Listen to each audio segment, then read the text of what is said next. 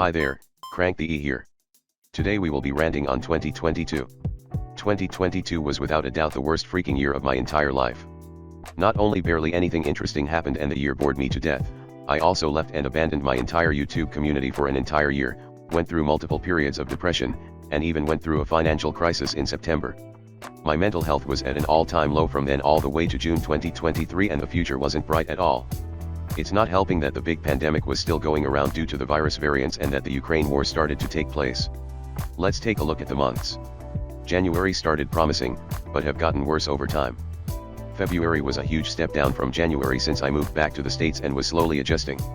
March 2022 was one of the most forgettable months I have ever went through in my entire life. April was when the year began to get worse. April started with a crappy spring break, after which were a handful of god-awful days, which could be what I can call one of the worst moments I've ever went through in my entire life. /craft gaming also went through a ton of drama, as seen here. May was one of the most cruel months I have ever went through in my entire life, since I ran out of hope on growing my original channel. June and July were the months where I just lose everything. I left this community for about a year and made some really terrible mistakes.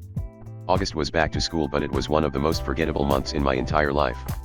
September was like March, being extremely tedious and monotonous. October was the only good month of the entire year, and even so, it was nothing mind-blowing. November was a little worse than October. And finally for December, it was pretty bad. I could remember slugging through winter break due to the freeze and the fact that I had no one to hang out with. So that's my 2022, and it was awful. And while the first 5 months of 2023 was a slight improvement, it was still kind of bad.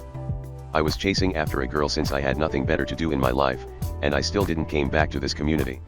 Thank God June 2023 and the latter half of 2023 so far is a tremendous improvement from the previous year. And thank God for 2021 being at least pretty good despite its shortcomings. Okay, with that said, I'm going to go now. This is Crank the E, signing off.